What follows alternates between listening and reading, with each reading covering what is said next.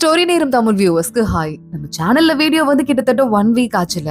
மட்டும் இல்லாம அதுக்கு முன்னாடியே புது சீரிஸ் நம்ம எதுவுமே பார்க்கல, மூவிஸா பார்த்துட்டு இருந்தோம். சோ இது எல்லாத்துக்கும் சேர்த்துதான் ஒரு சூப்பரான நம்ம எல்லாருக்கும் ரொம்ப பிடிச்ச பைலுவோட புது சீரிஸ் எடுத்துட்டு வந்திருக்கேன். சீரிஸோட பேரு மை ஃபர்ஸ்ட் ஜாஸ்மின் மோலி. இந்த சீரிஸ் உங்க எல்லாருக்கும் ரொம்ப ரொம்ப பிடிச்ச சீரிஸா இருக்க போகுது. ஏன்னா கதை அந்த லெவல்ல தாறுமாறா இருக்கு.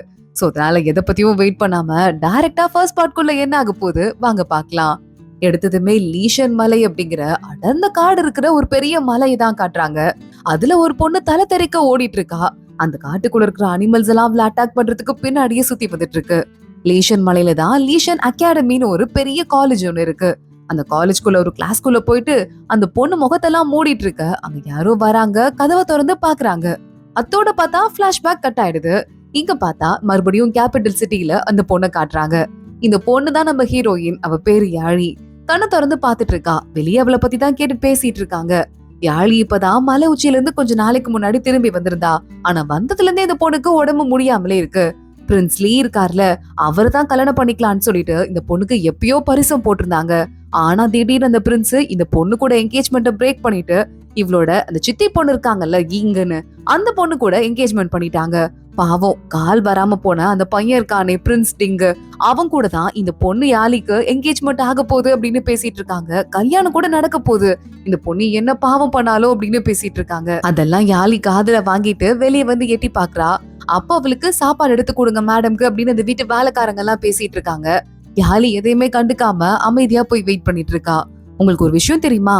ராஜா வீட்ல முன்பலகை ஒண்ண இந்த வீட்டுக்காரங்களுக்கு கிஃப்டா கொடுத்தார்ல, அது காணாம போயிடுச்சான். உங்க அப்பா அங்கிள் எல்லாம் பதட்டத்துல இருக்காங்கன்னு சொல்ல யாழி பாக்குறா.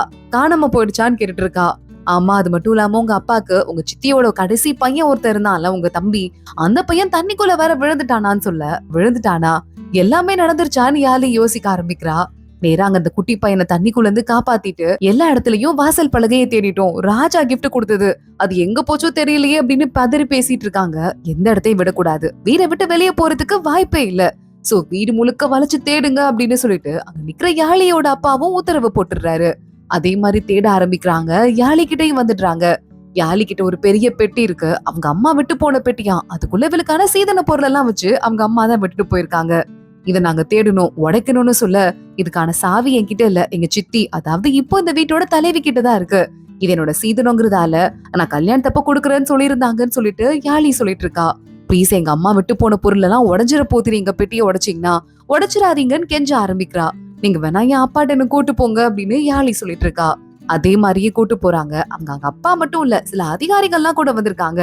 நேரா யாழி போயிட்டு அவங்க அப்பா கிட்ட, அப்பா பார்த்து 8 வருஷம் ஆச்சுன்னு சொல்லிட்டு கால்ல விழுந்து கும்பிட்டு இருக்கா. ஆமாமா, நீ மலைக்கு போய் 8 வருஷம் தான் ஆச்சு, ஆனா திரும்பி வந்து 2 மாசம் ஆச்சு. அப்ப கூட உங்க அப்பாவை நீ இன்னும் பாக்கலையா என்னன்னு சொல்லிட்டு அங்க ஒரு அதிகாரி வந்திருக்காரு. அவர் கேக்குறாரு, இல்ல நான் பாக்கல அப்பா, நீங்க ரொம்ப உடம்பெல்லாம் இழைச்சு போயிட்டீங்கப்பா அப்படின்னு யாழி பேசுறா. என்ன தங்கமான பொண்ணா இருக்காளே, இந்த பொண்ணையா இத்தனை நாள் பாக்காம இருந்தீங்கன்னு அந்த அதிகாரி கூட கேட்டுட்டு இருக்காரு. இல்ல அங்கிள், அது கூட பரவாயில்ல, ஆனா அம்மா கொடுத்த பெட்டி, இதுல சீதன பொருள் எல்லாம் இருக்கு, உடைச்சா எல்லாமே உடைஞ்சு போயிருமோன்னு பயமா இருக்கு. சித்தி கிட்டதான் சாவி இருக்கு, அதை வச்சு ஓபன் பண்ணலாம்ல ப்ளீஸ்ன்னு சொல்லிட்டு கெஞ்சி கேட்டுட்டு இருக்கா. சரி ஓகே, சாவியை கொடுங்கன்னு சொல்ல, அது எப்படிங்க அபசகுணம், இதெல்லாம் வந்துட்டு கல்யாணத்தப்போ சீதனமா தான் கொடுக்கணும்னு அந்த சித்தி சமாளிக்கிறா. எல்லாரும் ஆனா ஃபோர்ஸ் பண்றாங்க கொடுன்னு. யாழியோட அப்பாவும் வேற வழியே இல்லாம சரி ஓபன் பண்ணுன்னு சொல்ல, சாவி எடுத்து ஓபன் பண்ணி பார்த்தா உள்ள நம்ம யாழியோட அம்மா விட்டு போன சீதன பொருளே இல்ல. உடஞ்சதும் உடையாதுமா, பட்டதும் பழையதுமா 4 பொருள் கிடக்குது. யாழி பாக்குறா. சித்தி, என்ன சித்தி, என் அம்மா விட்டு போன சீதன பொருள்லாம் எங்க போச்சு, ஏன் இந்த மாதிரி எல்லாம் இருக்குன்னு சொல்லிட்டு கேட்க, இல்லம்மா கவலைப்படாத, உன்னோட சேர்த்து என் பொண்ணு இருக்கால இங்கு, அவளோட பொருளையும் சேர்த்து வச்சிருந்தேன்னா அதெல்லாம் கலந்துருச்சு, அவளதுதான் கொஞ்சம் பழைய பொருள் இருக்கு, உனதெல்லாம் நான் பத்திரமா உள்ள வச்சு பூட்டி வச்சிருக்கேன், கவலைப்படாத அப்படின்னு அந்த சித்தி பேசிட்டு இருக்காங்க. யாழி, ஓகே அப்படியா, எல்லா பெரியவங்களும் இருக்காங்க, இப்பதான் நான் 8 வருஷத்துக்கு மலையில இருந்ததுக்கு அப்புறமா திரும்ப வந்துட்டேன், இப்ப அந்த எல்லா பொருளையும் என்கிட்ட கொடுத்துட்டீங்கன்னா இதுக்கும் மேலே நான் உங்களை கஷ்டப்படுத்த விரும்பலன்னு சொல்லிட்டு யாழி சொல்லிட்டு இருக்கா. அப்பன்னு பார்த்து முன்பலகை கிடைச்சிருச்சுங்கன்னு சொல்லிட்டு ஆளுங்க கொண்டு வராங்க. எங்க இருந்ததுன்னு சொல்லிட்டு யாழியோட அப்பா கேட்க, உங்க பையன் விழுந்திருந்தான்ல அதே தொட்டிக்குள்ளதான் இதுவும் விழுந்திருந்ததுன்னு சொல்ல, அப்படியா, சீக்கிரம் போய் பிக்ஸ் பண்ணுங்க அப்படின்னு யாழியோட அப்பா சொல்லிட்டு இருக்காரு. யாழி எல்லாரும் முன்னாடியும் கேட்டதால இப்ப அவங்களால ஒண்ணும் பண்ண முடியல. அதனால எல்லா சொத்தையும் எடுத்து இவங்க அம்மா யாழிக்கு என்னெல்லாம் சீதனம் விட்டு போனாங்களோ அது அத்தனையும் யாழி கிட்ட கொடுக்க வேண்டிய பொறுப்பு இந்த சித்திக்கு வந்துருது. இங்கு பாத்துட்டு இருக்கா. பக்கத்துலயே நல்லா முறைச்சு 2 பிரின்ஸ் கூட ஏற்கனவே யாலிக்கு ஒரு பிரின்ஸ் கூட என்கேஜ்மெண்ட் பிரேக் ஆச்சுல, அந்த பிரின்ஸ் கூட தான் இந்த இங்குக்கு கல்யாணம் நடக்க போதான். அது மட்டும் இல்லாம அந்த பிரின்ஸ கல்யாணம் பண்ணிக்கணும்னு எக்கச்சக்கமான ஆளுங்க போட்டி போட்டுட்டு இருக்காங்களாம்.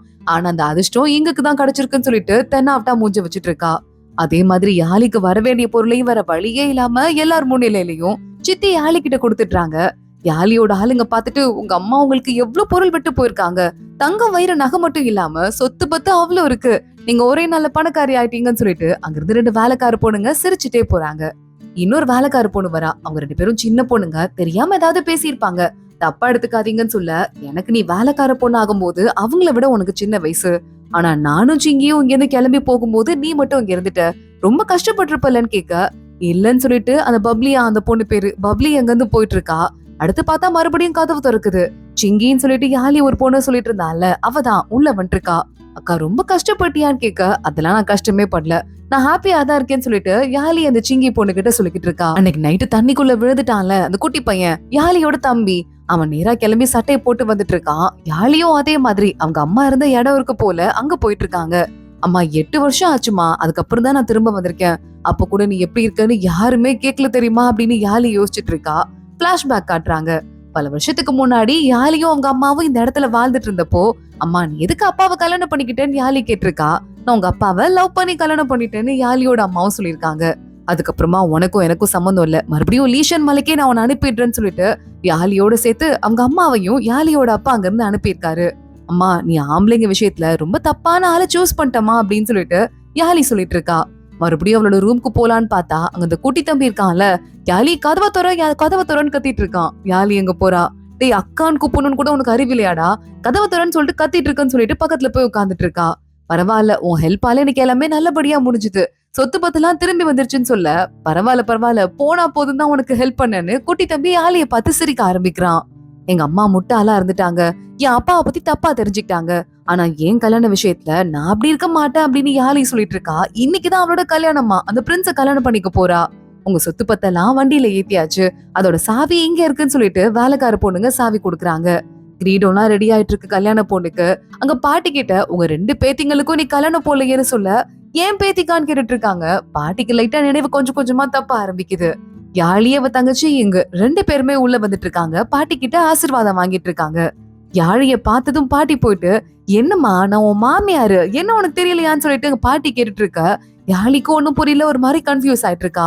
கூப்பிட்டவங்களை உட்கார வைங்க, எதுக்கு பேச விட்டு வேடிக்கை பாக்குறீங்கன்னு மத்தர்க்க எல்லாரும் திட்டிக்கிட்டு இருக்காங்க. கரெக்டா அப்பன்னு பார்த்து பிரின்ஸ் லீய காட்டுறாங்க. அதாவது இங்க இருக்கான்ல, அவனை கல்யாணம் பண்ணிக்க போறான்ல அந்த பையன்தான். முறைச்சு வலிய மறைச்சு நின்னுட்டு இருக்கான். அதே நேரத்துக்கு பிரின்ஸ் டிங், அதாவது மோயாவ் அப்படிங்கிற அடுத்த இளவரசன், யாழிய கல்யாணம் பண்ணிக்க போற பையன், கால் முடியாதவன், அவனால வர முடியலன்னு அவனோட அண்ணன் பையன் குட்டி பையனை அமுச்சு விட்டு இருக்கான். என்னங்க வலியே விடல, நல்ல நேரம் போயிட்டு இருக்கும் போலயேன்னு சொல்லிட்டு குட்டி பையன் கத்திட்டு இருக்கான். உள்ள யாழியோட அப்பா கிட்ட இந்த மாதிரி பிரின்ஸ்லி முன்னாடி வந்து நிக்கிறாரு, அவர் வழி விட மாட்டேங்கிறாரு, நல்ல நேரம் முடிஞ்சிரும் போலன்னு சொல்ல, சரி பரவாயில்ல யாழி இருக்கால, அவ நேரா அங்க இருந்து நடந்து போய்க்குவா, நடந்து போயிட்டு அங்க நேரா அங்க வண்டி இருக்கும்ல பிரின்ஸோட டிங் வண்டி, அதுல ஏறிப்பான்னு சொல்ல, எப்படிங்க வெறும் தரையில கல்யாணம் பொண்ண நடக்க வைப்பீங்க அப்படின்னு அங்க இருக்கவங்க எல்லாம் கேக்குறாங்க. மேட் இருக்குல்ல, மேட் போட்டு நடக்க வைங்கன்னு யாழியோட அப்பா சொல்லிடுறாரு. யாழியோட அப்பாக்கு இங்குக்கு நல்லபடியா கல்யாணம் நடக்கணும் அந்த சித்தி பொண்ணுக்கு, மத்தபடி யாழிய பத்தி எல்லாம் அவ்வளவு அக்கறையே இல்ல.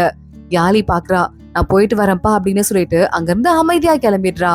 கிளம்பிட்டு வீட்டுக்கு விடை பெற்றுட்டு அங்க இருந்து கிளம்பி போயிட்டு இருக்க அந்த பிரின்ஸ் லீ இருக்கான்ல, அவன் பாத்துட்டு இருக்கான். யாழிக்கும் இவனுக்கும் தானே என்கேஜ்மெண்ட் ஆயிட்டு இருந்தது. இவ யாழி இங்க இருந்து கிளம்பி போறத சுத்தமா அவனால போறதுக்கவே முடியல, ஒரு மாதிரி கோவம் ஆயிட்டு இருக்கான். இதுக்கு பின்னாடி ஏதோ பேக் ஸ்டோரி இருக்கும் போல. அவன் பாட்டுக்கு முறைச்சிட்டு யாழியவே பாத்துட்டு இருக்கான். யாழி எங்க இருந்து மேட்டு போட்டு நடந்து போயிட்டு அடுத்து இருக்க பல்லக்குக்கு போறா. அங்க நேரா மோயா இளவரசன் இருக்கான்ல, அவனோட அந்த அண்ணன் பையன் நின்னுட்டு இருக்கான். வாங்க நீ, நான் உங்களை கூட்டு போறேன் அப்படின்னு சொல்லிட்டு நேரா அந்த குட்டி பையன் கூட்டு போயிட்டு இருக்கான் பல்லக்குல ஏத்தி. நேரா நம்ம யாழி கிளம்பி வீட்டுக்கு போறா. அதே மாதிரி அவளை பயங்கரமா வரவேற்கிறாங்க. உள்ள போய் உட்கார்ந்துட்டு இருக்கா. வெயிட் பண்ணிட்டே இருக்கா. அங்க அண்ணி வெயிட் பண்றாங்க. மத்தபடி பெருசா வேற யாரையும் காணோம். முக்கியமா மாப்பிள்ள தானே கூட்டு போனோம், மாப்பிள்ளையே இன்னும் வரவே இல்ல. யாழி வெயிட் பண்ணிட்டு பாத்துட்டே இருக்கா. எங்க இன்னும் மாப்பிள்ள வரலையா அப்படின்னு அண்ணி கேட்டுட்டு இருக்காங்க. இல்ல அவருக்கு இன்னும் கிளாஸ் முடியல, டீச்சர் கூட இருக்காரு அப்படின்னு ஆளுங்க சொல்லிட்டு இருக்க. யாழி பாக்குறா. அண்ணி கவலைப்படாதீங்க, இது ஏன் பொறுப்பு தான், நல்ல நேரம் முடிஞ்சிட போகுது, நானே போய் கூட்டு வரேன் அப்படின்னு யாழி அங்க இருந்து நேரா கிளம்புறா. அங்க கரெக்டா ஒரு மாஸ்டர் போயிட்டு இருக்காரு. யார் அவருன்னு கேட்க, ஆஸ்ட்ராலஜி டிபார்ட்மெண்ட்ல இருந்து இருக்காரு.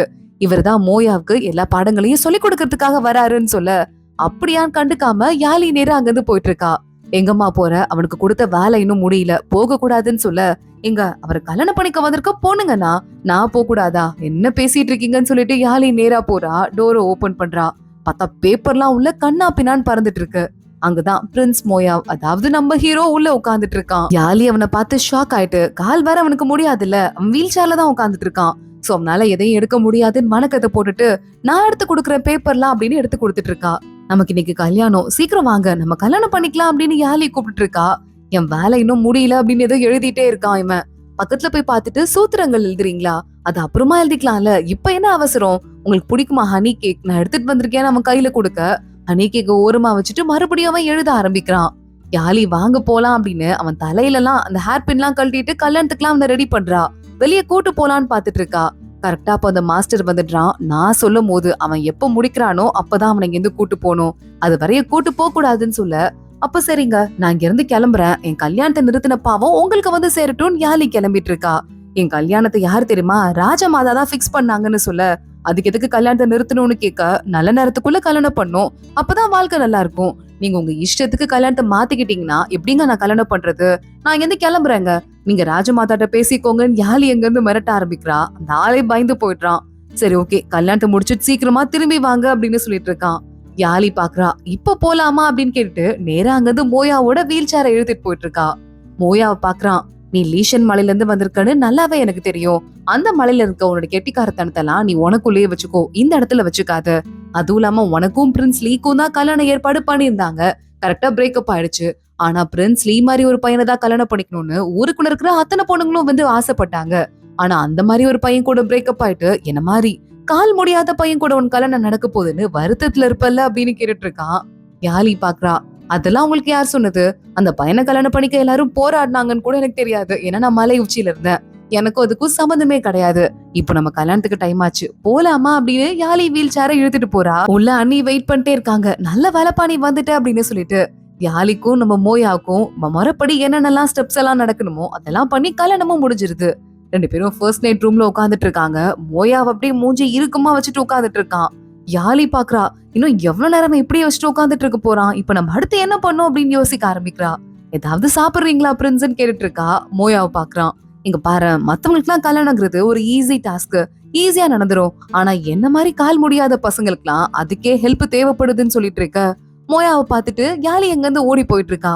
இங்க பாருங்களேன் அப்படின்னு நிறைய ஜுவல்லரி எல்லாம் இருக்கு, அந்த பெட்டியை எடுத்துட்டு வரா. என்ன பண்றக்க அப்படின்னு அவன் கடுப்பாக்குறான். உங்களுக்கு கிஃப்ட் ஏதாவது கொடுக்கலாமான்னு பாத்துட்டு இருக்கேன்னு சொல்ல, எனக்கு இதுக்கு கிஃப்ட், என்ன பார்த்தா உனக்கு பாவமா இருக்கா அப்படின்னு மோயாவ் ஷாக் ஆகுறான். யாழி பாக்குறா. தேங்க்ஸ் சொல்றதுக்காக கூட கிஃப்ட் கொடுக்கலாம்ல, நான் மலையில இருந்து உச்சியில இருந்து கீழே இறங்கி வந்ததுக்கு அப்புறமா எனக்கு என்கேஜ்மெண்ட் பிரேக்கப் ஆயிருச்சு, என் லீஷன் மலையில இருந்து பேச்சு கூட யாரும் இப்ப கேக்குறதே கிடையாது, நீங்க உங்களை பத்தி சொல்லிக்கிட்டீங்கல்ல, உங்களை யாரும் கண்டுக்கிறது இல்லன்னு, எங்க குடும்பத்தையும் அப்படிதான் யாரும் கண்டுக்கிறது இல்ல, மைனஸும் சேர்ந்தா பிளஸ் ஆகாதா என்ன, நம்ம பெர்ஃபெக்ட் ஜோடி தானே, அதுக்குதான் தேங்க்ஃபுல்லா இருக்கேன் அப்படின்னு யாழி சொல்லிட்டு இருக்கா. எங்க பக்கத்துல இருந்து உட்காருன்னு மோயாவை கூப்பிடுறான். கிஸ் பண்ற மாதிரி பக்கத்துல வந்துட்டு இருக்கான். யாழியும் கண்ணெல்லாம் மூடி பாத்துட்டு இருக்கா. பார்த்தா மோயாவ் திடீர்னு ரொம்ப முடியாத மாதிரி உயிர் போற வழி இருக்க மாதிரி துடிச்சிட்டு இருக்கான். யாழி என்னன்னு பயந்து போயிட்டு ஷாக் ஆயிட்டு பாத்துட்டு இருக்க. மோயாவ்ல பார்த்து என்ன பயந்துட்டியா அப்படின்னு கேட்டு சிரிக்க ஆரம்பிக்கிறான். எல்லாமே ஒரு ஆக்டிங்னு சொல்லிட்டு யாழிக்கு இப்பதான் புரியுது. என்ன ஆக்டிங் இது அப்படின்னு கேட்டுட்டு இருக்கா. மோயாவ் அதுக்குள்ள வெளியே இருந்து அசிஸ்டண்ட வர வச்சு வீல் சேரை வச்சுட்டு, இங்க பாரு, நீ ஒன்னும் நல்ல பொண்டாட்டியா இருக்கிறதுக்குலாம் ட்ரை பண்ணவே தேவையில்ல, நான் சொல்றதை கேட்டுக்கோ, கொஞ்ச நாளைக்கு உனக்கும் எனக்கும் அக்ரிமெண்ட் போட்டு நிம்மதியா பீஸ்ஃபுல்லா வாழ்ந்துட்டு இருக்கலாம், ஆனா அதுக்கும் மேல நீ கொஞ்ச நாள் அமைதியா இருந்தனா உனக்கும் நான் டிவோர்ஸ் கொடுத்துடுறேன், அப்புறம் போய் உன் வாழ்க்கையை பாத்துக்கோன்னு சொல்லிட்டு அங்க இருந்து கிளம்பிடுறான். கல்யாணத்துல எல்லாம் எனக்கு இஷ்டம் இல்ல அப்படின்னு சொல்லிட்டு. இங்க பார்த்தா யாழியோட பிளாஷ்பேக் ஒண்ணு காட்டுறாங்க. யாழி மலை உச்சியில இருந்து மறுபடியும் கிளம்பி கீழே வரலான்னு சொல்லிடுறாங்க. ஆனா யாழி கிட்ட கீழே இறங்கி வண்டியில போனோம்ல, அதுக்கே சுத்தமா காசு இல்ல. அவ்வளவு இந்த வேலைக்கார பொண்ணு சிங்கியும் தான் ஒன்னா இருந்துட்டு இருக்காங்க. நம்ம என்ன பண்ண போறோம், எப்படி கீழே போறோம்னு கேட்க யாழி பாக்குறா. நீ ரெடி பண்ணிட்டே இரு, தோண இப்ப வந்துடுற அப்படின்னு காவலுக்கு ஆளுங்க இருப்பாங்கல்ல, அவங்க கிட்ட போய் நின்னுட்டு இருக்கா. அவங்க பாக்குறாங்க, யாழி மேடம் உங்களை இங்க இருந்து போகிறதுக்கு விடலான்னு சொல்லிட்டு எங்களுக்கு பெர்மிஷன் கொடுத்துட்டாங்க, மத்தபடி உங்களுக்கு காசு கொடுத்து அனுப்பிலாம் எங்களால வைக்க முடியாது, கிளம்பி போங்கன்னு சொல்ல காசு கொடுக்க மாட்டீங்களா, சார் என்கிட்ட காசே இல்ல, நான் அப்புறம் எப்படி இங்க இருந்து கிளம்பி போக முடியும், கேபிட்டல் சிட்டில கல்யாண ஏற்பாடு எனக்கு ஆயிருக்கு, சரி ஓகே நான் போலனா நானும் இங்கே இருந்துடுறேன், உட்காந்துக்கிறேன், அவங்க கூட போய் உட்காந்துக்கிறா. அங்க இருக்கிற அதிகாரிங்க எல்லாம் பார்த்து ஆளுக்கு கொஞ்சமா காசை போட்டு ஒரு வழியா இவ்வளவுக்கு அப்புறம் ஊருக்குள்ள அனுப்பி வைக்கிறாங்க. வரும்போதே எங்க போகணும்னு கேட்க மோயா பிரின்ஸ் இருக்கார்ல அவர் வீட்டுக்கு போங்கன்னு சொல்லிட்டு தான் யாழியே இங்க வந்திருக்கா. கல்யாணம் பிரேக்கப் ஆறதுக்கு முன்னாடியே வந்து இந்த வீட்டு பக்கத்துல இருக்க ஒரு ஹோட்டல்ல உட்காந்துருக்கா. அங்க பார்த்தா நம்ம மோயா இருக்கான்ல அவனோட வீட்டுல பயங்கர அடிதடி பிரச்சனையா வெளியெல்லாம் நடந்துட்டு இருக்கு. யாழி பக்கத்துல இருக்க ஹோட்டல்ல ஆர்டர் பண்ணிட்டு உட்காந்துட்டு இருக்க. அவங்க அங்க வந்து சொல்லிட்டு இருக்காங்க, என்னம்மா மோயா பிரின்ஸ பத்தி கேக்குறீங்களா? அவர் ஒரு காலத்துல எப்படி இருந்தாரு, பயங்கர வீரமானவரு, நாட்டு மக்களுக்கு எல்லாம் ஒரு பெரிய ஹீரோவா இருந்தாரு. ஆனா என்ன பண்றது, மோயாவோட அண்ணன் திடீர்னு ஒரு பெரிய படையவே யாருக்கும் தெரியாம யார் உத்தரவும் இல்லாம பார்டர்ல இருந்து வெளியே கூட்டு வந்துட்டாரு. அதனால என்ன பண்ணாங்க, பக்கத்து நாட்டு படைகள் அந்த வழியா எந்த இடத்துல படைகள் இல்லாம இருந்ததோ அந்த வழியா வந்து 3 சிட்டிய திருடிட்டு போயிட்டாங்க. 3 சிட்டி இப்ப அவங்க கண்ட்ரோலுக்கு போயிருச்சு. அதனால மோயாவோட அண்ணன் மேல பெரிய பழி விழுந்து அந்த ஆளை கொலையே பண்ணிட்டாங்க. ஆனா அதுக்கப்புறமாவும் மோயா இருக்கான்ல அவனுக்கும் கால் முடியாம போயிடுச்சு. அதனால அவனை உயிரோட விட்டதே பெரிய விஷயம் ஆயிடுச்சு. இப்ப எந்த பெருமையும் இல்லாம காலு முடியாம போயிட்டு ஊர் மக்களோட கெட்ட பேரோட இவன் வாழ்ந்துட்டு இருக்கான் அப்படின்னு சொல்லிட்டு எல்லா கதையும் சொல்லிருக்காங்க. யாழி இதெல்லாம் பாத்துட்டு இந்த கேக்கு கூட அவனுக்கு ரொம்ப பிடிக்குமா, ஹனி கேக்கு. அந்த பையன் திறமையான பையன், அடிக்கடி வந்து சாப்பிடுவார் தெரியுமான்னு கடைக்காரர் சொல்லிட்டு இருக்காரு. யாழிக்கு இன்னும் சோகமாயிட்டே இருக்கு. என் அம்மாக்கு நீங்க பண்ண நல்லது எல்லாத்துக்குமே சேர்த்து நான் கண்டிப்பா உங்களுக்கு நன்றி கடனை திருப்பி கொடுத்தே தீருவேன், நான் அதை மறக்கவே மாட்டேன் அப்படின்னு யாழி மனசுக்குள்ள முடிவு பண்ணிட்டு இருந்திருக்கா. அந்த மாதிரி ஒரு குட் தாட்ஸோட தான் இங்க யாழி கல்யாணம் பண்ணிட்டே வந்திருப்பா போல. யாழி வீட்டுல போய் உட்கார்ந்துட்டு இருக்கா. அவளை கிளப்புறதுக்காக ஆளுங்க வராங்க. இல்லங்க கிரவுன்லாம் எனக்கு வேணான்னு யாழி சொல்றா. இல்லம்மா நீங்க பிரின்ஸ கல்யாணம் பண்ணிட்டு வந்திருக்கீங்க, இதெல்லாம் வச்சுக்கணும்னு சொல்லிட்டு வச்சு விட்டுட்டு இருக்காங்க. யாழி அங்க இருந்து நேரா கிளம்பி போய் அண்ணிய பாக்கலான்னு வெயிட் பண்றா. ஆனா அவங்களுக்கு கொஞ்சம் உடம்பு சரியில்லை. எங்க நீங்க வந்தா உங்களுக்கு உடம்புல ஒட்டிக்குமோன்னு சொல்லிட்டு உங்களே வர வேணான்னு சொல்லிட்டாங்க. நீங்க வர வேண்டாம் அப்படின்னு வேலைக்கார பொண்ணு அங்க இருந்து போயிட்டு இருக்கா. யாழி பாத்துட்டு இருக்கா, ஏன் இந்த அண்ணியும் இப்படி அவாய்ட் பண்றாங்கன்னு சொல்லிட்டு. இவங்க ஹஸ்பண்ட் தான் படையெல்லாம் வெளியே தூக்கிட்டாங்கன்னு சொல்லிட்டு கொலை பண்ணிருப்பாங்க போல.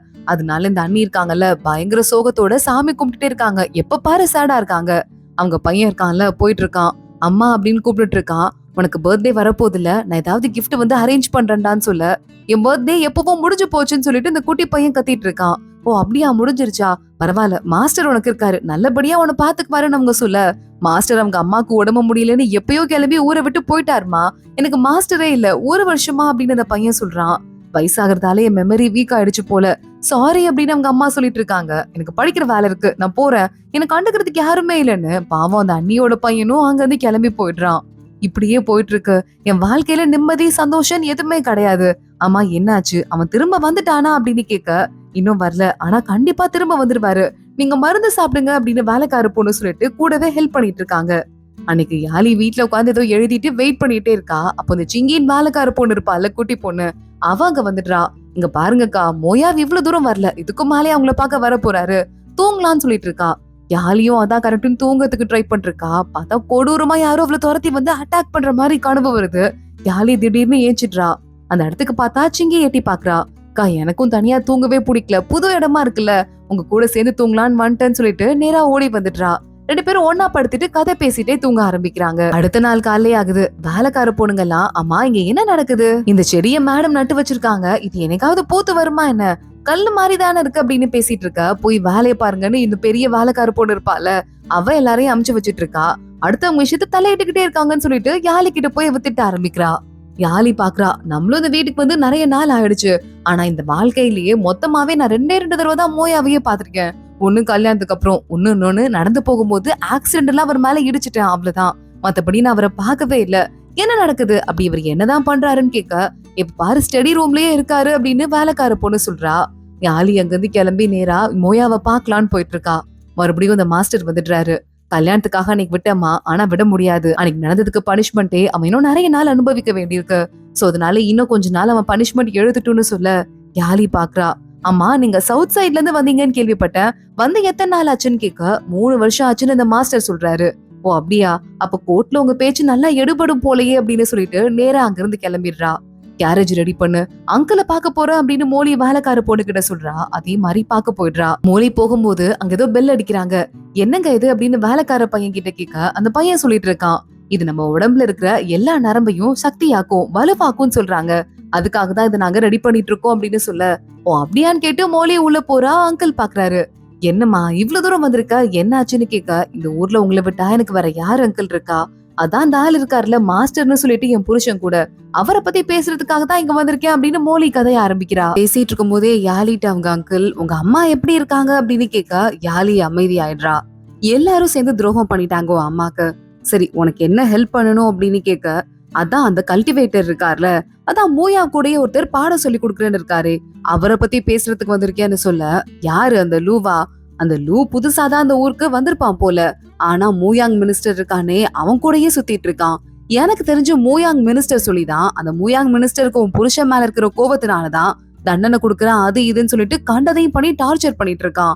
அவனை ஏதாவது பண்ணலாம் அப்படின்னு சொல்லிட்டு யோசிக்க ஆரம்பிக்கிறாங்க.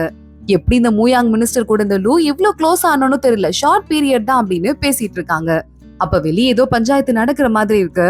அங்க அங்கிளும் யாழையும் வெளியே போய் எட்டி பாக்குறாங்க. ஆத்தா அந்த லூ இருக்கால, லூவோட பொண்டாட்டி தான் அங்க நின்னுட்டு இருக்கதுலே விளக்கு எனக்கு தான் பெருசா இருக்கணும், என் புருஷன் பெரிய ஆளு அப்படின்னு சண்டை போட்டுட்டு இருக்கா. யாழி பாக்குறா, என்ன விளக்கு அங்கிள் அப்படின்னு கேட்க, சாமிக்கு படைக்கிறதுக்குமா, எல்லாருக்கும் ஒரே சைஸ்ல கொடுப்பாங்க. இந்த அம்மா அவங்க புருஷன் பெரிய ஆளுன்னு பெரிய விளக்கா கேக்குதுன்னு சொல்ல, அதே மாதிரி என் புருஷனுக்கும் நானும் விளக்கேத்த ஆசைப்படுறேன், அவங்க என்ன கேத்துறாங்க நாளைக்கா, நானும் நாளைக்கு தான் ஏத்துவேன் அப்படின்னு யாழி சொல்லிட்டு இருக்கா. சரி ரெடி பண்ணிட்டா போச்சு அப்படின்னு அங்கிள் சொல்லிட்டு இருக்காரு. யாழி மறுபடியும் வீட்டுக்கு போறா. எங்க அவரு அப்படின்னு கேட்க, அவருக்கு புனித தண்டனை கிடைச்சிட்டு இருக்குமா அப்படின்னு வேலைக்காரங்க சொல்றாங்க. புனித தண்டனையா அப்படின்னு கேட்டு யாழி போய் எட்டி பார்க்க ஆரம்பிக்கிறா. பார்த்தா அங்க நடுவுல மூயாவை உட்கார வச்சுட்டு சுத்தி நிறைய பேர் பேய் ஓட்டுற மாதிரி டான்ஸ் எல்லாம் ஆடிட்டு ரொம்ப கொடூரமா மந்திரம் சொல்லி கொடுமைப்படுத்திட்டு இருக்காங்க. எதையோ எரிக்கிறாங்க. இது என்னது அப்படின்னு யாழி கேக்குறா. அது இத்தனை நாள் மூயா எழுதினார்ல அந்த பேப்பர்லாம் எரிக்கிறாங்க, அதான் அவரோட தண்டனை அப்படின்னு சொல்ல, யாழி என்ன நடக்குதுன்னு பாத்துட்டே இருக்கா. எரிக்கிறாங்க, சுத்தி நின்று டான்ஸ் ஆடுறாங்க. மோயா நடுவுல உட்காந்துட்டு பயங்கரமா ஸ்ட்ரெஸ்ட் ஆயிட்டு இருக்கான். அவன் பண்ண தப்பு, அவன் வாழ்க்கையில நடந்தது எல்லா பிரச்சனையும் யோசிச்சு பார்த்துட்டு அழுகிற நிலைமையில இருக்கான். அங்க ஓடி வர அந்த லூ இப்ப பாரு தண்டனை கிடைக்க போகுதுன்னு சொல்லிட்டு முதுகுல சாட்டையை வச்சு அடி அடி நடிக்கிறாரு. நீ பண்ண பாவத்துக்குலாம் தண்டனை கிடைக்குது அப்படின்னு. எதுவும் சொல்ல முடியாம மோயாவ அமைதியா உட்காந்து அந்த இடத்துலயே பாத்துட்டு இருக்கான். யாழி பயங்கரமா கடுப்பாகுறா. சரி ஓகே அடுத்த மாசம் மீதி பிரச்சனைய வச்சுக்கலாம் அப்படின்னு அங்க இருந்து லூ கிளம்பி போயிட்டு இருக்கான். மோயாவை கூட்டு போறதுக்கு அசிஸ்டன்ட் வரான். சேர்ல உட்கார வைக்கிறதுக்கு ட்ரை பண்றான். மோயாவ் நேரா திரும்பி யாழிய பாத்துடுறான். ரெண்டு பேரும் ஒருத்தங்க பாத்துட்டு இருக்காங்க. மோயாவ வேலைக்கார பையன் அங்க இருந்து குளிக்கிறதுக்கு கூட்டு போயிடுறான். பையன் தீந்து போயிடுச்சு பாஸ், நான் போய் எடுத்துட்டு வரேன் அப்படின்னு அவன் அங்க இருந்து கிளம்ப, அந்த நேரம் யாழி அவனுக்கு கொஞ்சமாவது ஏதாவது கவனிச்சுக்கலாம் அப்படின்னு உள்ள வரா. தலையெல்லாம் சாம்பலா இருக்கு, நான் வாரி விடுறேன் அப்படின்னு பின்னால வந்து உட்கார்றா. தலை முடியில சீப்ப வைக்கிறா. பார்த்தா முதுகுல எல்லாம் சாட்டை அடியா இருக்கு. அச்சுச்சோன்னு சொல்லிட்டு ஒரு செகண்ட் சொல்றதுக்குள்ள உன்னை யார் வர சொன்னா அப்படின்னு மோயா வேகமா அவளை இழுத்து தண்ணிக்குள்ள போட பாக்குறான். யாழி பயந்து நடுங்கிட்டு தண்ணிக்குள்ள விழுந்துட்டு, என்ன பண்ணிட்டு இருக்கீங்க, தலை முழுக்க சாம்பலா இருக்குன்னு கிளீன் பண்ணி விடலான்னு வந்தேன்னு சொல்ல, அந்த அளவுக்கு நல்ல பொண்டாட்டியா, நீ வாழ்ந்துதான் ஆகணுமா அப்படின்னு மோயா கேட்டுட்டு இருக்கான். ஆமா இங்க என்ன நடக்குது, அது மட்டும் இல்லாம எனக்கு ஒண்ணும் தெரியாதுன்னு நினைச்சுக்காதீங்க, நான் மலையில வளர்ந்தேன், லீஷான் மலையில. அந்த மலையில இங்க இருக்கிறதோட நிறைய கஷ்டப்பட்டிருக்கணும் தெரியுமா, அங்கேயும் நிறைய பூக்கள் இருந்தது, உங்க வீட்லயும் தோட்டத்துல பூக்கள் இருக்கு, ஆனா அந்த பூக்கள் இன்னும் ரொம்ப அழகா இருக்கும் அப்படின்னு சொல்லிட்டு யாழி சொல்ல ஆரம்பிக்கிறா. அவ்வளவு அழகா இருக்கும்னா வேணா உன்னை திரும்ப அனுப்புறேன், அந்த வீட்டுக்கே போயிட்றியா அப்படின்னு சொல்லிட்டு மறுபடியும் மோயா கேட்க ஆரம்பிக்கிறான். ஏன் இந்த மாதிரி பேசிட்டு இருக்கீங்க, அங்க நிறைய குரங்கெல்லாம் இருக்கும், வச்சிட்டு இருக்க பூவெல்லாம் பிச்சு போட்டு அட்டகாசம் பண்ணும், எதையும் சாப்பாடு கூட செஞ்சு வைக்க முடியாது, எல்லாத்தையும் அடிச்சு போட்டுரும், அது கூட ரொம்ப தொல்லையா இருக்கும், மான்ஸ்டர் மாதிரி பிஹேவ் பண்ணுன்னு சொல்லிட்டு யாழி கொஞ்சம் கொஞ்சமா மோயா பக்கத்துல வந்து உட்கார்றா. அது மட்டும் இல்லாம அப்படின்னு தலைய வாரி விட்டுட்டே, நான் நிறைய கிளாஸ் படிச்சேன், அங்க என் தாத்தா இருக்காரு, நிறைய எனக்கு சொல்லி கொடுத்தாரு, மாஸ்டர் கூட இருந்தாங்க, போயட்ரி ஆஸ்ட்ரானமின்னு சொல்லிட்டு எக்கச்சக்கமா சொல்லி கொடுத்தாங்க, டெய்லி ஹோம்ஒர்க் எல்லாம் பண்ணுவோம், உங்க வீட்டுல கூட நிறைய புக்ஸ் எல்லாம் இருக்குன்னு சொல்லிட்டு தலையில இருக்க தூசி எல்லாம் ஊதி விட்டுட்டு இருக்கா. லைட்டா மோயாவோட ஹார்ட் சாஃப்ட் ஆக ஆரம்பிக்குது. இந்த நிலாவை பாருங்க, இதே நிலாதான் மலையிலயும் எனக்கு தெரியும், இது வேற நிலாலாம் ஒண்ணும் கிடையாது, அதனால நம்ம எல்லாரும் வேற வேற இடத்துல இருந்தாலும் கிட்டத்தட்ட ஒரே வாழ்க்கையை தான் வாழ்ந்துட்டு இருக்கோம் போல, இன்னைக்கு நிலா இருக்கத பார்த்தா நாளைக்கு கண்டிப்பா மழை வரும்னு நினைக்கிறேன் அப்படின்னு யாழி சொல்லிட்டு இருக்கா. நாளைக்கு என்ன நடக்குதோ அத பத்தி எனக்கு எந்த கவலையும் இல்ல அப்படின்னு மோயாவ் சொல்றான். எனக்கு தெரியும் உங்க நடந்த பிரச்சனை எல்லாம் கேள்விப்பட்டேன், அதாவது உங்க அண்ணனுக்குன்னு ஆரம்பிக்க, வாய மூடு, உனக்கு யார் இங்க வர சொன்னா, கிளம்புன்னு சொல்லிட்டு மோயாவ் கத்தி விட்டுட்டு இருக்கான். யாழி எந்திரிக்கிறா. நான் கிளம்புறேன், நான் போக எனக்கு விருப்பம் இல்ல, ஆனாலும் போறேன், ஆனா நிஜமாவே உங்களுக்கு என்ன ஞாபகமே இல்லையான்னு கேட்டுட்டு அந்த இடத்துல இருந்து கிளம்புறா. மோயாவ் அமைதியா பாத்துட்டு இருக்கான். யாழி யோசிக்கிறா.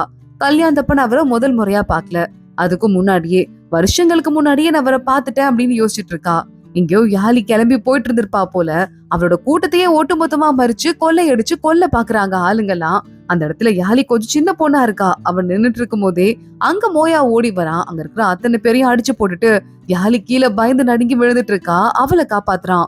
யார் இவருன்னு சொல்லிட்டு முதல் மீட்டிங்லயே உயிரை காப்பாத்தின மோயாவ அசந்து போய் யாழி பாத்துட்டு இருந்திருக்கா. அதெல்லாம் யோசிச்சுட்டு அதுக்கப்புறம் நான் உங்களை போய் தேடினேன். ஆனா உங்களை பாக்குறதுக்கு எங்கேயுமே கிடைக்கல. நீங்க ஒரு பெரிய அறிவாளி, முழுக்க முழுக்க சக்தி இருக்க ஆளுன்னு சில பேர் சொல்றாங்க. ஆனா இன்னும் சில பேரு நீங்க ரொம்ப கொடூரமான ஆளுன்னு சொல்றாங்க. ஆனா நான் கேள்விப்பட்ட எல்லா விஷயமே இப்ப நான் பாக்குறேன்ல, அந்த ஆள் கிட்ட இருந்து ரொம்ப வேற மாதிரி இருக்கு. நீங்க ஏன் இப்படி மாறிட்டீங்க அப்படின்னு சொல்லிட்டு யோசிக்க ஆரம்பிக்கிறா யாழி. யாழி பாத்துட்டு இருக்கும் போதே மோயா குளிச்சதுக்கு அப்புறமா அவனை ரூம்குள்ள கூட்டு போறாங்க. வேலைக்கார பையன் உட்கார வச்சிட்டு இருக்கான். நீங்க எந்த கிளம்புன்னு மோயாவ் சொல்லிடுறான். அவனும் வருத்தத்தோடய அங்க இருந்து கிளம்புறான். பார்த்தா மோயாவுக்கு கால் எப்ப ரொம்ப வலிக்க ஆரம்பிக்குதோ அப்பதான் தனியா இருப்பான் போல. கால் வலியில யாருக்கும் தெரியாம ரூம்ல கதவெல்லாம் சாத்தினதுக்கு அப்புறமா துடிக்க ஆரம்பிக்கிறான். காலை போட்டு அடி அடின்னு அடிச்சிட்டு இருக்கான். இங்க பார்த்தா இந்த நாட்டோட ராஜாவை காட்டுறாங்க. ராஜாவுக்கு சின்ன வயசுதான். அங்க இருக்க எல்லா வேலைக்காரங்களையும் கூட ஒன்னா சேர்த்துட்டு கேம்லிங் விளையாடிட்டு இருக்காரு.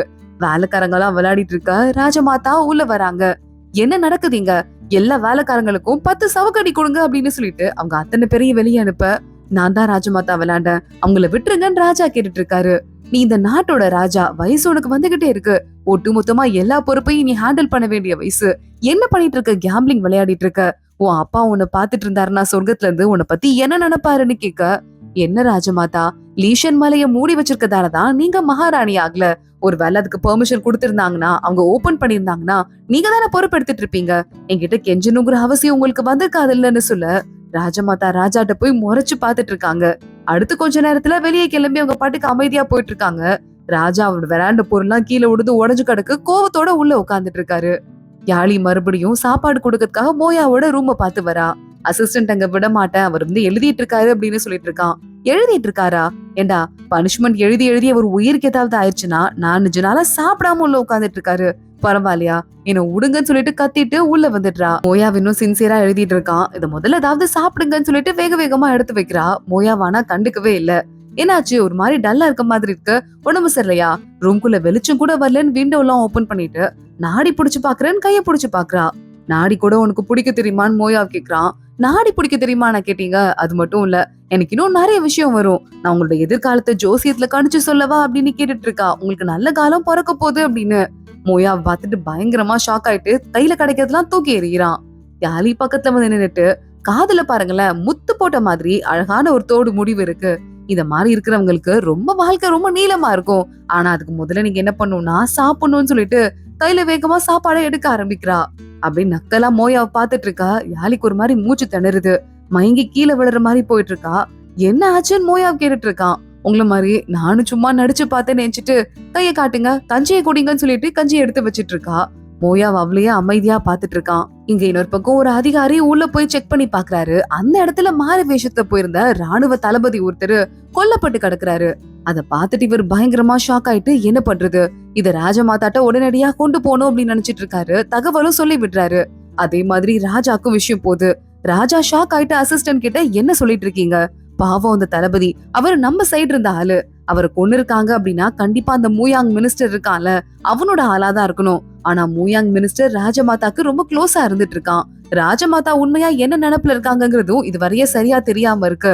இந்த மூயாங் மினிஸ்டர் தடை போட்டுட்டே இருக்கான். அவன் இருக்கவே கூடாது, ஏதாவது பண்ணியே ஆகணுமே அப்படின்னு சொல்லிட்டு ராஜா மனசுக்குள்ள யோசிக்கிறாரு. இங்க இன்னொரு பக்கம் நம்ம யாழி வெயிட் பண்ணிட்டு இருக்கா. அடுத்த நாள் போயிட்டு அதே இடத்துக்கு இந்த லூர்கான்ல அவனோட ஒய்ஃப் அங்க வந்துட்டு விளக்கேத்துறதுக்கு உள்ள வரா. யாழியும் விளக்கேத்துறதுக்கு இன்னைக்கு தானே வந்துட்டு இருக்கா.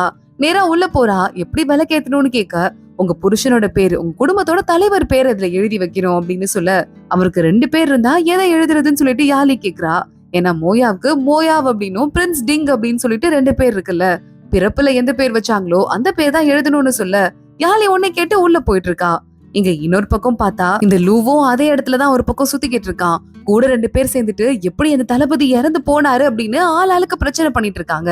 பிரச்சனை கொஞ்சம் ஹெவியா போற மாதிரியே இருந்துட்டு இருக்கு. அதுக்குள்ள யாழி விளக்கேத்துற இடத்துக்கு போயிட்டா. இதுக்கும் மேல நீங்க விளக்கு வைக்கிறீங்களா? நீங்க கண்டிப்பா லூ இருக்காங்கல்ல, உங்க ஒய்ஃபோட பெரிய ஆளுன்னு சொல்ல, இல்ல பரவாயில்ல அதே ஸ்டேஜ்லயே விளக்கு வச்சா போதும்னு சொல்லிட்டு படிக்கட்டுல ஏறிட்டு எங்க அந்த லூவோட விளக்கு இருக்கோ அதுக்கு பக்கத்திலேயே போய் இவ்வளவு விளக்க வைக்கிறா. அந்த விளக்கு தூக்கி அதுல என்ன பேர் எழுதி இருக்கு அப்படிங்கறத பாத்துட்டு விளக்க தள்ளி வச்சிட்டு இருக்கா. அடுத்து கொஞ்ச நேரத்துல யாழியோட ஆளுங்க ஒருத்தன் கரெக்டா அந்த மினிஸ்டர்ஸ் எல்லாம் எங்க நிக்கிறாங்களோ அந்த இடத்துக்கு போயிட்டு லூவ பார்த்து ஏய் போயிங் சார் நீங்களா அப்படின்னு கேட்க, போயிங்கா என்ன பேசிட்டு இருக்கீங்க அப்படின்னு அவன் கேக்குறான். உங்களை பார்த்தா எனக்கு தெரிஞ்ச போயிங் மாதிரி இருந்தது, தப்பா சொல்லிட்டேன் போல, இங்க இருந்து கிளம்புற அப்படின்னு சொல்லிட்டு அவங்க இருந்து கிளம்பிடுறான். இந்த லூ பார்த்து கொஞ்சமா அப்படியே பதட்டத்துல இருந்துட்டு இருக்கான். யாழி வெளியே நிக்கிறா. வேலைக்கார பொண்ணுகிட்ட நான் உனக்கு ஒரு கதை ஒண்ணு சொல்லவா, ஜோசிய டிபார்ட்மெண்ட்ல ஒரு ஆள் ஒருத்தர் இருந்தாரு, ரொம்ப ஃபேமஸான ஆளு, நல்லா ஐஸ் வைக்கிறதுல எல்லாரையும் மிஞ்சிருவான். அதனால மகாராணிக்கு ஐஸ் வைக்கிறேன்னு சொல்லிட்டு ராஜாக்கு ரொம்ப ஃபேவரட்டா இருந்த ஒரு துணை மனைவியோட வீட்டுல இருக்க ஒரு மரம், சாத்தான் மரம், அது இருக்கவே கூடாது வெட்டணும்னு சொன்னா. அந்த லேடிக்கு ரொம்ப பிடிச்ச அந்த மரத்தை அவனால வெட்டிட்டாங்க. மகாராணிக்கு ஐஸ் வைக்கிறேன்னு அவன் அடுத்து இந்த ராணியோட இடத்துல எந்த மரமுமே இருக்க கூடாது, அப்படி இருந்தா அரசாங்கத்துக்கே கெட்டதுன்னு சொன்னா. அதையும் நம்பி எல்லா மரத்தையும் வெட்டிட்டாங்க. அந்த துணை மனைவி கடைசி வரையே கஷ்டப்பட்டு மரமே இல்லாம வெயில்லயே அவங்க வீடுல எப்ப பாரு தெரிஞ்சிட்டு இருந்தாங்க. ஒரு மரம் கூட அவங்க கண்ணுல படுற மாதிரி இல்ல. ஆனா யாருக்கு தெரியும், யாருமே எதிர்பார்க்காத மாதிரி அந்த துணை மனைவி ராஜமாதாவா வருங்காலத்துல மாறிட்டாங்கன்னு சொல்ல, ஐயோ அப்ப இந்த ஜோசியக்காரன் கஷ்டப்பட்டிருப்பானேன்னு வேலைக்கார பொண்ணு சொல்றா. உன்ன மாதிரி பயந்தாங்கொல்லிங்கெல்லாம் வாழ்க்கையில முன்னேறவே முடியாது. அவன் என்ன தெரியுமா பண்ணா, பேரை மாத்திட்டு மறுபடியும் இங்கே வந்து சேர்ந்துட்டான் அப்படின்னு யாழி ஒரு கதையை சொல்லிக்கிட்டு இருக்கா. இங்க கரெக்டா ராஜமாதாட்ட இன்னொரு மினிஸ்டர் ஒருத்தன் போயிட்டு இருக்கான். அங்க போயிட்டு அந்த தளபதியை யாரு கொண்டாங்கிறதுக்கு இன்னும் தகவல் கிடைக்கல, விசாரிக்க சொல்லிருக்கோம். அது மட்டும் இல்லாம யாரையோட அப்பா வீட்டுல நடந்த கதையை கூட சொல்லிட்டு இருக்கான். இந்த மாதிரி பேனல் அங்க பேர் பலக காணாம போயிருந்தது, திருப்பி பார்த்தா தண்ணிக்குள்ள இருந்தே கிடைச்சிருச்சு அப்படின்னு சொல்லிட்டு ராஜமாதா இன்னொரு விஷயம் மனசு உறுத்திட்டே இருக்கு, அதையும் சொல்லிடுறேன். இன்னைக்கு நாங்க வந்து பேசிட்டு இருந்தப்போ அந்த லூ இருக்கான்ல, அவன ஒருத்தர் வந்துட்டு போயிங்னு சொல்லிட்டு கூப்பிட்டான்னு சொல்ல, என்ன பேர் சொன்ன அப்படின்னு ராஜமாதா ஷாக் ஆயிட்டு கேட்டுட்டு இருக்காங்க.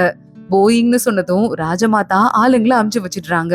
இந்த லூவோட வீட்டுக்கு போயிட்டு ராஜாவோட அசிஸ்டன்ட் இருப்பாங்கல்ல, அவங்க போயிட்டு அரெஸ்ட் பண்றாங்க. என்ன விட்டுருங்க, மிஸ் அண்டர்ஸ்டாண்டிங்னு லூ கத்த ஆரம்பிக்கிறான். இவனை தூக்கிட்டு வாங்க, ஜெயில போடுங்கன்னு அசிஸ்டன்ட் சொல்ல அதே மாதிரி தூக்கிட்டு போயிடுறாங்க. இவனுக்கு பக்கபலமா இருக்க அந்த மூயாங் மினிஸ்டருக்கு தகவல் போது. மூயாங் மினிஸ்டர் ராஜமாதா கால்ல போய் விழுந்துட்டு இருக்க. ராஜமாதா பாத்துட்டு என்ன நடந்துட்டு இருக்கீங்க, உன்னோட இடத்துக்குள்ள யார் வராங்க யார் போறாங்கன்னு கூட உன்னால கண்டுபிடிக்க முடியாதா, கெட்ட ஆளுங்களெல்லாம் உன்னோட இடத்துக்குள்ள வச்சிட்டு இருக்க, அப்ப நீ அவ்வளவு வீக்கான ஆளான்னு கத்த ஆரம்பிக்க. என்ன மன்னிச்சிருங்க அப்படின்னு சொல்லிட்டு மூயாங் மினிஸ்டர் கத்த ஆரம்பிக்கிறான். ராஜமாதா அங்கிருந்து கிளம்புறாங்க. மூயாங் மினிஸ்டரும் விடக்கூடாது இந்த லூவ, என் உயிருக்கே ஆப்பு வச்சிருப்பான் போலயேன்னு சொல்லிட்டு அங்க இருந்து கிளம்புறான். ராஜமாதாட்ட ஒரு துணை மனைவி ஒருத்தி வந்து உட்கார்றா. இங்க பாருங்க, அரண்மனையில இந்த சாப்பாடு செஞ்சாங்க, இத சாப்பிடுங்கன்னு பேசிட்டு இருக்கா. என்ன ரொம்ப டென்ஷனா இருக்க மாதிரி இருக்குன்னு கேட்க, தளபதியோட மரணத்துக்கு என்ன காரணம்னு தெரியல, மனச உறுத்திட்டே இருக்கு. அந்த கிரானரி இருக்குல்ல, அதுலதான் நாட்டோட முக்கியமான ஆயுதங்கள் எல்லாமே அதிக அளவுல சேர்த்து வைக்கப்பட்டிருக்கு, அதை எப்படியாவது பத்திரமா பாதுகாக்கணும்னு சொல்ல, இன்னும் கொஞ்சம் வருஷம் நாடு நீங்களே பாத்துக்கலாம்ல, அதுக்கப்புறமா ராஜாட்ட பொறுப்பு கொடுக்கலாம்லன்னு சொல்லிட்டு அந்த துணை மனைவி ராஜமாதா சொல்லிட்டு இருக்கா. ராஜமாதா சின்சியரா யோசிக்க ஆரம்பிக்கிறா. இங்க இன்னொரு பக்கம் பார்த்தா அந்த லூவ ஜெயில அடைச்சு வச்சிட்டு இருக்காங்க. மூயாங் மினிஸ்டர் வந்துடுறான். மினிஸ்டர் என்ன காப்பாத்துங்கன்னு காலில் விழுந்து கெஞ்ச ஆரம்பிக்க, ஏண்டா பொய் சொல்லிட்டு என் கூட வந்து சேர்ந்துட்டு எனக்கே ஓல வைக்க பாத்தியா, ராஜமாதா கிட்ட என்னடா அப்படி பிரச்சனை வச்சுக்கிட்ட, இவனு கூட்டு வாங்க அப்படின்னு சொல்ல நேரா அவனு கூட்டு போறாங்க. அந்த துணை மனைவியோட வீடு இருக்குல்ல, அது இன்னும் இப்படியே இப்ப ராஜமாதாவா அவங்க ஆயிட்டதால அதை அப்படியே யூஸ் பண்ணப்படாம கிடக்கு. அந்த இடத்துக்கு போயிட்டு ஒரு மரத்தை வெட்டினல்ல, அது எவ்வளவு ஃபேவரட் மரம், இப்ப பாரு இது காடு மாதிரி ஆகி கிடக்கு, அந்த மரத்தோட ரொம்ப ஸ்ட்ராங்கான மரமா நீ வளரணும் புரியுதான்னு சொல்லிட்டு மரத்துக்கு விதையோட போடுற மாதிரி குழிய தோண்டி அதுக்குள்ள இந்த லூவ போட்டு அவனை நல்லா அங்கேயே வச்சு புதைக்கிறாங்க. அது மேல ஒரு செடியை கூட நட்டு வச்சுட்டு அங்க இருந்து ஆளுங்க போயிடுறாங்க. இங்க இன்னொரு பக்கம் யாழி அவ வீட்டுல சுத்திட்டு இருக்கா. திடீர்னு பார்த்தா ஏதோ ஒரு சத்தம் கேட்கற மாதிரி இருக்கு. யாரோட்ட மாஸ்க் எல்லாம் போட்டு உள்ள நுழைகிறான். யாழி யாருன்னு போய் செக் பண்ணி பாக்க, இவன் யாழி கண்ணுல படக்கூடாதுன்னு சொல்லிட்டு அந்த பக்கமும் இந்த பக்கமும் அடி வாங்கி தண்ணிக்குள்ள விழுந்து நல்லா சீல் பட்டு அங்கிருந்து கிளம்பி ஓடுறான். யாழி யாருன்னு தெரியல, ஏதோ பூச்சி போல அப்படின்னு அங்க இருந்து கிளம்பி போயிடுறா. ஆனா அந்த பையன் இருக்கான்ல, இவன் ஒரு ஸ்பையான், பேரு ஃபெங்கு. நேரா மோயாவை பாக்கிறதுக்கு அவனோட ரூம்குள்ள வரான். என்னடா காமெடி வேஷம் இது, எதுக்கடா நினைஞ்சு போய் வந்திருக்கன்னு மோயாவை கேட்க, ஸ்பைனா அப்படிதான் பறந்து வந்ததுல இப்படி ஆயிடுச்சு, உங்க புதுசா பொண்டாட்டியை கல்யாணம் பண்ணிருக்கீங்களே, சரியான கழுகு பார்வையா இருக்கும் போல அந்த பொண்ணுக்கு, நல்லா தேடி கண்டுபிடிக்கிறா, நான் வேற காத்துல பறக்கிற பவர் இருந்தனால இங்க வந்து சேர்ந்தேன்னு பட்ட அவமானத்தெல்லாம் வீரமா பேசிட்டு இருக்க. மோயாவே பார்த்து சிரிச்சிட்டு இருக்கான். அப்படியா கதை அப்படின்னு, எதுக்கு இங்க வந்திருக்க அப்படின்னு கேட்க, அவ்வளவுதான் உங்களை இத்தனை நாள் கொடுமைப்படுத்திட்டு இருந்தான்ல அந்த லூவோட கதை முடிஞ்சிருச்சுன்னு சொல்ல, என்ன சொல்ற அப்படின்னு மோயாவ் கேட்டுட்டு இருக்கான். ஆமாங்க, எனக்கு என்ன நடந்ததுன்னு எதுவுமே புரியல. மூயாங் மினிஸ்டர் கூடயே சுத்திக்கிட்டு இருந்தான். ஆனா திடீர்னு பார்த்தா அவனுக்கு இப்படி ஒரு நிலைமை வந்துருச்சுன்னு சொல்லிட்டு, சரி நான் கிளம்புறேன்னு சொல்ல, மெயின் வாசல் வழியா போயேன் அப்படின்னு மூயாவ் சொல்லிட்டு இருக்கான். அதெல்லாம் முடியாது. எப்படினாலும் நான் என்ன தெரியுமா பண்ணணும், ஸ்பைனா ரகசியமா தான் போகணும்னு அங்கிருந்து மறுபடியும் அதே மாதிரி பறந்து கிளம்பிட்டு இருக்கான். மூயா யோசிச்சு பாக்குறான். யாழிக்கு நேத்து தான் என்ன கொடுமைப்படுத்துறத பார்த்தா, அதுக்குள்ள இப்படி ஒரு சம்பவம் நடந்துருச்சுன்னு லைட்டா அவனுக்கு ஒரு டவுட் வருது. நேரா யாழியோட ரூம்க்கு கிளம்பி போயிட்டு இருக்கா. யாழி வாங்க வாங்க, இந்த நேரத்துல வந்திருக்கீங்கன்னு கேட்டுட்டு மோயா கிட்ட பேச ஆரம்பிக்கிறா. கால்ல ஏதோ பேப்பர் ஒட்டி இருக்கு, செருப்புல ஏதோ ஒட்டி இருக்கே, என்னது அது, காட்டு போறியா இல்லையான்னு கேட்க காலை டபுக்கு நீட்டிட்டு இருக்கா. பார்த்தா அந்த செருப்புல லூன்னு சொல்லிட்டு பேர் எழுதிட்டு அத செருப்புல ஓட்டி வச்சிருக்கா. என்ன பண்ணி வச்சிருக்கன்னு கேட்க, ஒரு பழைய காலத்து புக்ல படிச்சேன், யாரும் நமக்கு பிடிக்கலையோ அவங்களோட பேர் இந்த மாதிரி எழுதிட்டு செருப்புல ஓட்டிட்டு அங்க எங்க நடந்தோம்னா அவங்க நம்ம செருப்போட நிலைமைக்கு சீக்கிரமா கீழே இறங்கி வந்துருவாங்களாம். இன்னும் ஒரு 3 நாள் பாருங்க, இவனோட நிலைமை கேவலமாகதா இல்லையான்னு பாருங்கன்னு ஒண்ணும் தெரியாத மாதிரி நடிச்சிட்டு இருக்கா. ஓ நிஜமாவா, நீ எதுக்காக அவனை அந்த அளவுக்கு வெறுக்கிறன்னு கேட்க, உங்களுக்கு கொடுமைப்படுத்திட்டு இருக்கான், நான் உங்க பொண்டாட்டி அவனை பழி வாங்கிதானே ஆகணும் அப்படின்னு சொல்லிட்டு கேட்டுட்டு இருக்கா. மோயா அங்கிருந்து வெளியே வந்துடுறான். ரொம்ப பவர்ஃபுல் ட்ரிக்கா இருக்கும் போல, பாத்தீங்களான்னு அசிஸ்டன்ட் சொல்ல, மோயா அவங்க பக்கத்துல வான்னு சொல்லிட்டு அவன் தலையில ஒரு தட்டு தட்டுறான். ஏண்டா இதெல்லாமா நீ நம்பிட்டு இருக்க அப்படின்னு. அப்பனா நம்ம கிட்ட யாழி மேடம் நடிக்கிறாங்களா, அவங்கள பார்த்தா அப்பாவிய மாதிரி தானே இருக்கு, அவங்க ஏதாவது இதுல வேலை பார்த்திருப்பாங்களான்னு கேட்க மோயாவுக்கு டவுட் இன்னும் அதிகமாயிட்டே இருக்கு. இங்க இன்னொரு பக்கம் இந்த மூயாங் மினிஸ்டர் எல்லாரையும் கூப்பிட்டு, யாரெல்லாம் என்னன்னு தெரியாம சீக்ரெட் வச்சிருக்கீங்க, ஒழுங்கா சொல்லுங்க. பரவாயில்ல, இந்த லூவோட மேட்ர ராஜமாதா அந்த அளவுக்கு ரொம்ப சீரியஸா பாக்கல, மறந்துட்டாங்க. இப்ப அடுத்து வாஷி, ஏற்கனவே இந்த தளபதி இறந்து போயிட்டாரு, அந்த இடத்துக்கு நம்ம ஆளுங்களை யாரையாவது போடணும் அப்படின்னு சொல்லிட்டு அடுத்த பிளானுக்கு மூயாங் மினிஸ்டர் போயிட்டு இருக்கான். யாழி அவளோட வீட்டுல உட்காந்துட்டு லெட்டர் ஒண்ணு எழுதிட்டு இருக்கா. அந்த பக்கமா மோயாவை போறான், கையிலே ஏதோ சிக்னல் கொடுக்கறான். நேரா மோயாவை உள்ள கூட்டு போறாங்க. என்ன லெட்டர் எழுதிட்டு இருக்கியான்னு கேட்க, மலையில இருக்கிற என்னோட சொந்தக்காரங்களுக்கு, என் சீனியர்ஸ்க்கு எல்லாம் லெட்டர் எழுதிட்டு இருக்கேன், அவங்க என்ன ரொம்ப மிஸ் பண்ணுவாங்க, மலையில எல்லாமே ரொம்ப அழகா இருக்கும்னு சொல்லிட்டு அவ பாட்டுக்கு உட்காந்துட்டு இருக்கா. லீஷன் மலையில இருந்து தான் உனக்கு ரொம்ப பிடிச்சிருந்தது போல, ரொம்ப மிஸ் பண்ற போல அப்படின்னு சொல்லிட்டு மோயாவ் கேட்க, ஏன் என்ன திரும்ப அனுப்ப போறீங்களா அப்படின்னு யாழி கேட்டுட்டு இருக்கா. மோயாவ் சிரிச்சிட்டு இருக்கான். இவருக்கும் போய் கஞ்சி எடுத்துட்டு வாங்க, நாங்க 2 பேரும் சேர்ந்து கஞ்சி குடிச்சிட்டு இருக்கோம் யாழி சொல்றா. வேலைக்காரங்க எல்லாம் அங்க இருந்து கிளம்புறாங்க. நல்ல ஜாலியா அந்த இடத்துல இருக்க, அந்த பக்கமும் இந்த பக்கமும் போயிட்டு உரிமையா இருக்கு அப்படின்னு மோயா கேட்க, ஆமா அது என்னோட வீடு, அப்ப நான் அப்படித்தானே இருக்கணும், நான் அந்த வீட்டுக்கு கல்யாணம் பண்ணிட்டு வந்தது நல்லபடியா ஒரு வாழ்க்கை வாழ்றதுக்கு, இப்போதைக்கு என் மேல உங்களுக்கு இன்ட்ரெஸ்ட் இல்லைன்னு எனக்கு நல்லாவே தெரியுது, ஆனா காலம் எல்லாத்தையும் சரி பண்ணும், அது வரைக்கும் நான் வெயிட் பண்ண போறேன்னு சொல்லிட்டு யாழி வேகமா மோயா கிட்ட வரா.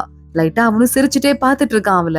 கரெக்டா அவனோட சட்டையில ஏதோ வண்டு மாதிரி போயிட்டு இருக்கும் போல, அதை யாழி கையில எடுத்துட்டு, இந்த வண்டு வந்துட்டு கெட்ட பூச்சிங்கெல்லாம் இருக்குல்ல அதெல்லாம் சாப்பிடும், அதனால மலையில இத அதிர்ஷ்ட வண்டுன்னு சொல்லுவாங்க, இத பார்த்தாலே அதிர்ஷ்டம் நடக்கும்னு, உங்க மேல ஏறிடுச்சு பிரின்ஸ், உங்களுக்கு இனிமே அதிர்ஷ்டம் தான் போல அப்படின்னு யாழி சொல்லிட்டு கேஷுவலா அங்கிருந்து போயிட்டு இருக்கா. இவ சொல்ற ஒரு வார்த்தையும் மோயாவுக்கு ரொம்ப ஒரு மாதிரி ஷாக்கிங்கா, அதே மாதிரி ஹார்ட் வார்மிங்கா இருக்கு. இங்க யாழி வெளியே நின்னு மார்க்கெட்டை வேடிக்கை பார்த்துட்டு இருக்க, அந்த சிங்கி வேலைக்கார பொண்ணு வந்துடுறா. என்ன வேடிக்கை பார்த்துட்டு இருக்கீங்கன்னு கேக்குறா. எனக்கு மலையை நான் ரொம்ப மிஸ் பண்றேன் தான், ஆனா திருப்பி அங்க போறதுக்கு சுத்தமா பிடிக்கல, ஏன்னா ரொம்ப லோன்லியா இருக்கும் யாருமே இல்லாம, இங்க இருந்து வேடிக்கை பார்த்தோம்னா இப்படி நிறைய மனுஷங்க நடந்து போறதை பாக்குறோம்ல, அதுவே எனக்கு என்டர்டெய்னிங்கா இருக்கு, ஒருத்தங்களுக்கும் ஒரு வாசனை இருக்குன்னு யாழி சொல்றா. அப்போ மோயாவ் இருக்காருல, அவருக்கு என்ன வாசனை அப்படின்னு கேட்க, அவரா, தண்ணிக்குள்ள விழுந்துட்டோம்னா நமக்குன்னு ஒரு வாசனையே இல்லாம இருக்கும்ல, அந்த மாதிரி அவரு அப்படின்னு யாழி சொல்லிட்டு இருக்கா. மோயாவுக்கும் அவன் கனவுக்குள்ள தண்ணிக்குள்ள விழுந்திருக்க மாதிரி, என் அண்ணன் யாரோட உத்தரவும் இல்லாம படைகளை கூட்டு போறதுக்கு வாய்ப்பே இல்ல, ராஜ உத்தரவுன்னு தேட ஆரம்பிக்கிறான். ராஜ உத்தரவா, அதுதான் நான் எரிச்சுட்டேனேன்னு சொல்லிட்டு ஒரு குரல் கேக்குது. டக்குன்னு மோயாவ் கண்ணை திறந்து பாக்குறான். அவங்க அண்ணனோட யூனிஃபார்ம் பக்கத்துல நின்னுட்டு இருக்கான். எப்படியும் இப்ப அடுத்து அந்த மூயாங் மினிஸ்டர் இருக்கானே, அவனோட ஆளை தான் கண்டிப்பா அடுத்து வந்து அந்த இடத்துக்கு போட்டுருவான், தளபதியோட இடத்துக்கு. இவனை பதவியில இருந்து கொண்டு வர்றது ரொம்ப கஷ்டமா இருக்கும் அப்படின்னு மனசுக்குள்ள யோசிச்சுட்டு இருக்கான். இவன் நினைச்ச மாதிரியே அதே மாதிரி புது தளபதிய மூயாங் மினிஸ்டர் சஜஸ்ட் பண்ண ராஜா யோசிக்கிறாரு போலாமா வேணாமான்னு.